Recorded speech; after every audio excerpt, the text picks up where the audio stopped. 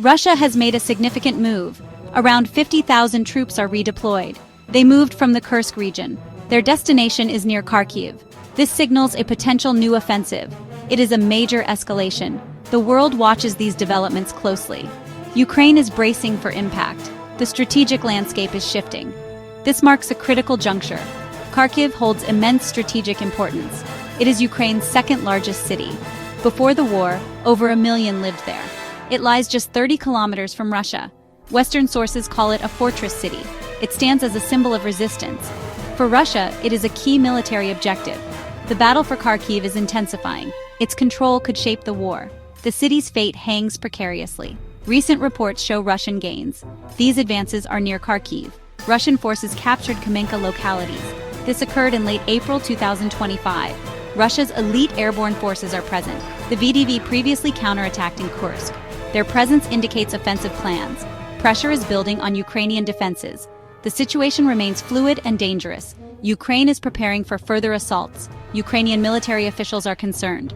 Andriy Pomahaibus has spoken out. He is chief of staff of the Ukrainian Army's 13th Operational Brigade. He notes a clear Russian buildup. He observes clear preparation for active assault. Actions by the enemy in Kharkiv. This confirms the serious threat. Ukrainian forces are on high alert. The coming days will be crucial. North Korea's involvement is notable. Significant deployments of KPA personnel. These forces went to Russia's Kursk region. They reportedly played a central role in expelling Ukrainian forces there. This action has freed up Russian troops, facilitating their redeployment to Kharkiv. This is a major facilitator. It allows Russia to bolster its offensive. A new dynamic is emerging. Assessments of North Korean units vary. Some suggest they performed capably, perhaps more so than many Russian units. Their presence defending Russian regions, such as Kursk, is significant. This frees Russian forces for other fronts, allowing offensives further west. Pyongyang aims to keep its actions within certain legal boundaries, not directly invading Ukraine. North Korean military equipment is in use. This includes KN-23 ballistic missile systems, also Bulsi-4 anti-tank missile systems. These are non-line-of-sight weapons. They are being used by frontline Russian units. This equipment is expected in Kharkiv. It provides new capabilities to Russia, enhancing their offensive potential. This support is a growing concern. It could tilt the balance. Pyongyang's actions are carefully framed. North Korea aims to present its support as consistent with international law. They state they are not invading Ukraine. Their forces are reportedly in Russia, defending Russian regions like Kursk. This allows Russia to shift its own troops. It's a strategy with significant implications. While indirect, the impact is real. The KPA's role is becoming clearer. The battle for Kursk offers context. Ukraine launched a massive assault there. This was on August 6, 2024.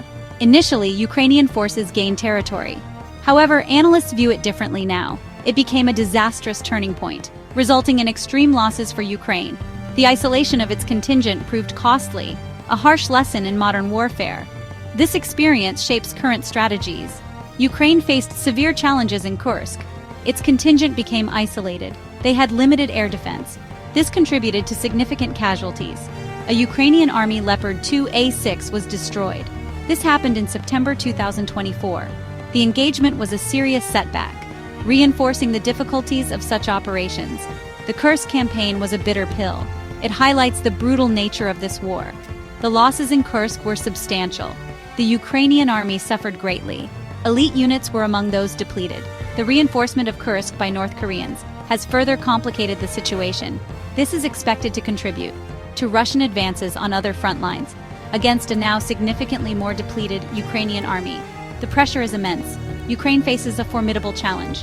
Despite setbacks, Ukraine continues to fight. It has launched drone attacks. These strikes hit Russian territory. A Shahed drone factory was targeted.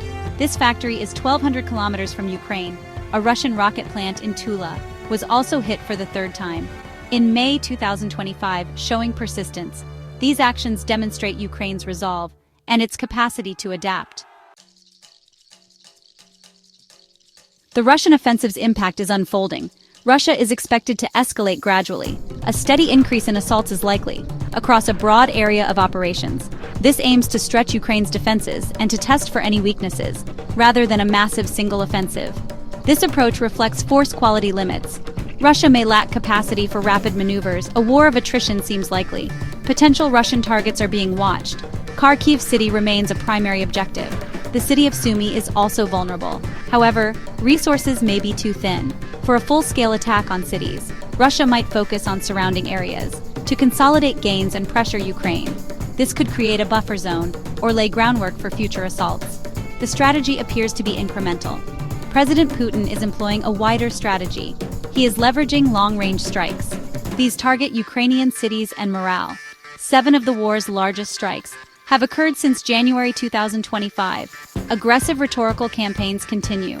Coupled with fostering pessimism in the West, the aim is to degrade Ukrainian will and convince allies support is futile. Yet Russian advances have been slow. The future of this offensive is uncertain. Analysts suggest Russia has a window, perhaps a 4-month window from May 2025, to make significant gains or breakthroughs, before autumn weather impacts operations, and dwindling Soviet-era tank stocks become a more pressing issue. The role of North Korean military aid and continued Western support for Ukraine will be critical in shaping outcomes.